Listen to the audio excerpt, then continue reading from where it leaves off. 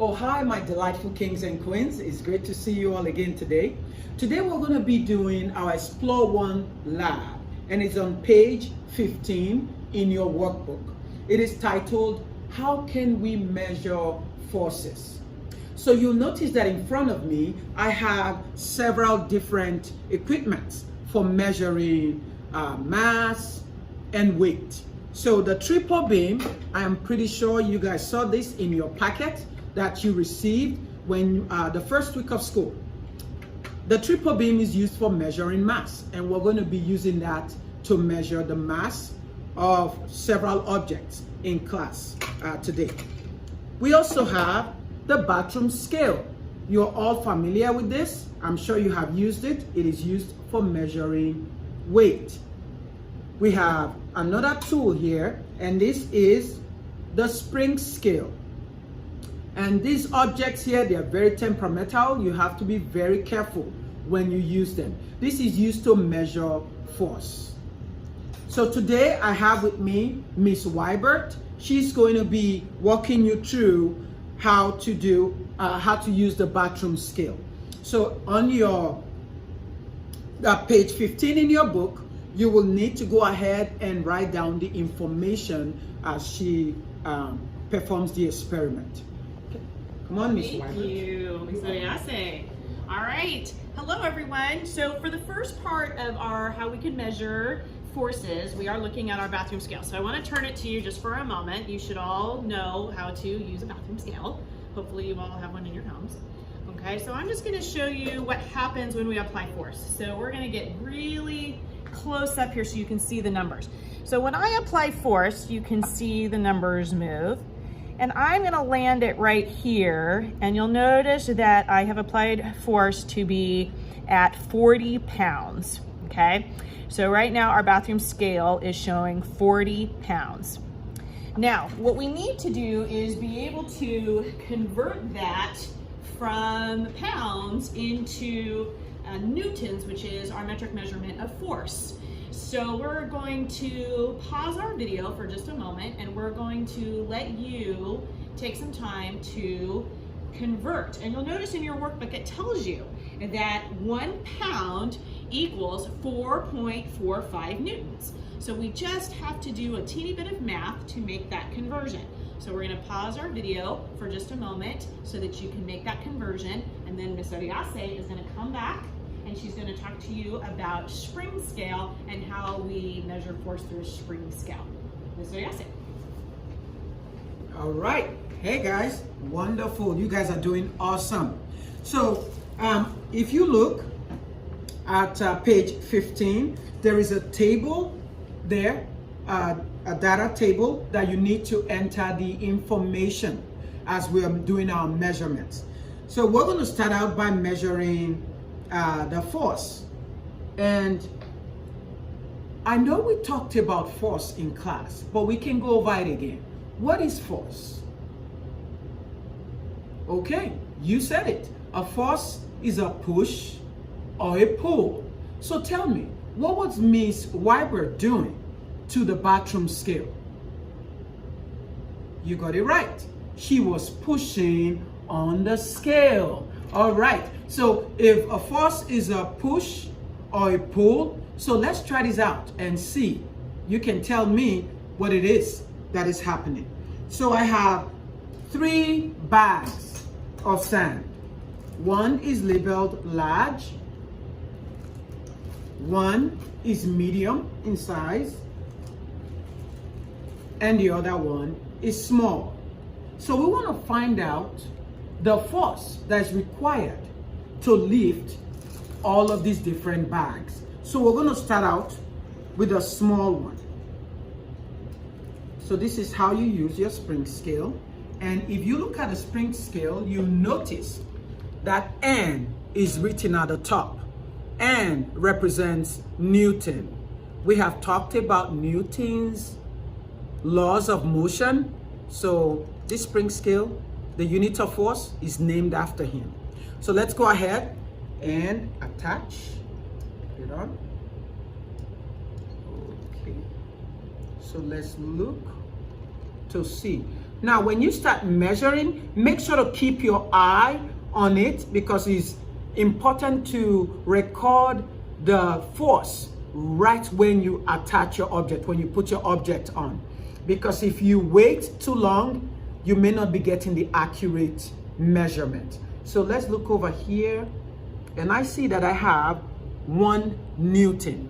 For the 100 bag for pulling, it's 1 Newton. So you can go ahead and write that in your box or the space that's provided in your on your paper. We're going to measure the second one, which is the medium size. So let's try that out. Look again. So you're coming close. Can you tell me what is the force that's required to pull this object? You got it right.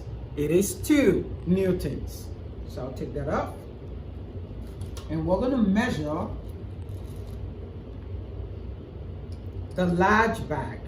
Can you guess what the force is? Take a look. Okay. So over here I can see that it is 3 newtons. So go ahead and write it down. So when I inserted my spring scale here, what was I doing to the spring scale? Was I pushing or was I pulling? You got it right again. You were pulling. All right. Remember, a force is what? A push or a pull. Way to go. You guys are doing awesome. Now, the next thing they want us to do, they want us to pull across the table. So I'm going to move this. Let's start again with a small. And I'm going to add, insert my spring scale. Okay. So pulling. All right. This right here is 0.25. That's how much force it is requiring for me to pull this. Okay, so go ahead and write it down, and then we're going to do the medium. We're going to measure the medium.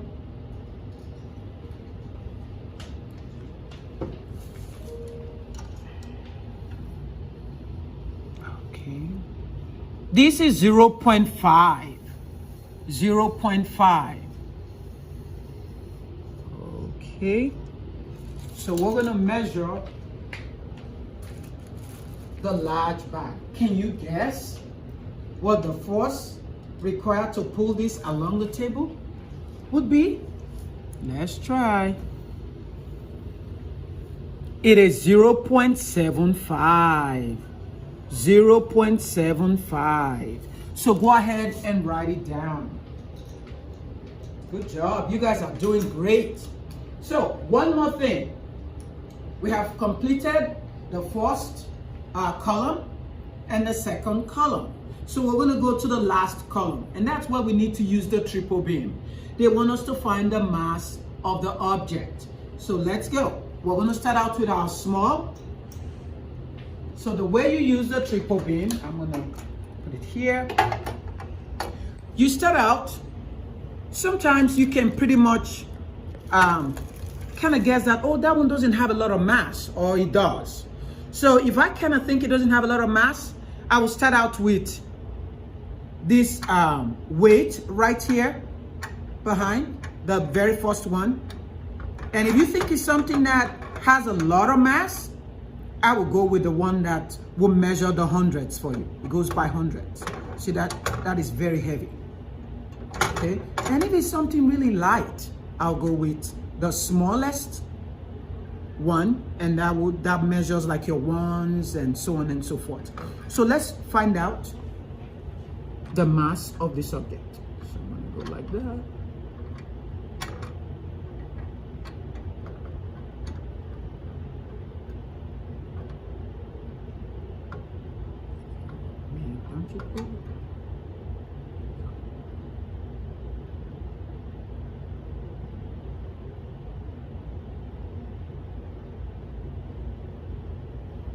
All right. right, can you tell me what is the mass of the object?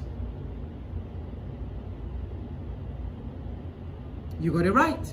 It is 100 grams. 100 grams. Okay, so I'm going to go ahead and measure the medium bag. So move it back.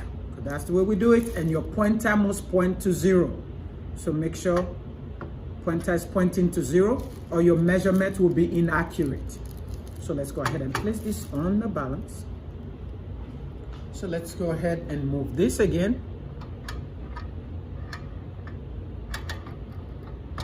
See, nothing happened. So what do you suggest I do?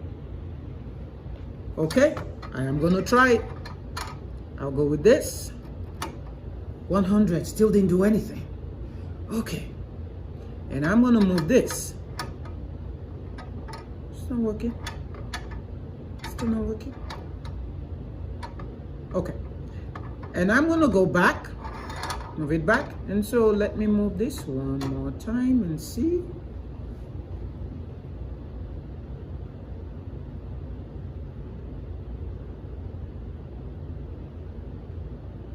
Okay, what is the mass for the medium bag?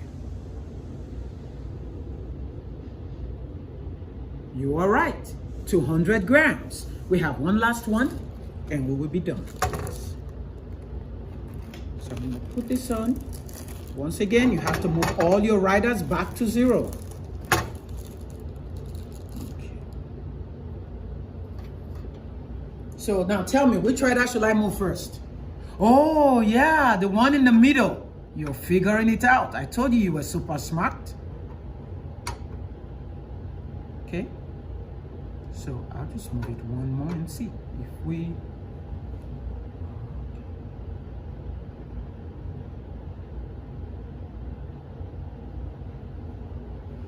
So what is the mass now? Oh, you got it right again. 300 grams. So go ahead and write it down. So you have all of the data that you need for this lab. So we're now going to go on to the next page and try to make sense of the data that you just collected. So great job, class. You guys did awesome. So give yourself the whoosh. Whoosh! Excellent job, All right. everybody. Excellent job. We're proud of you.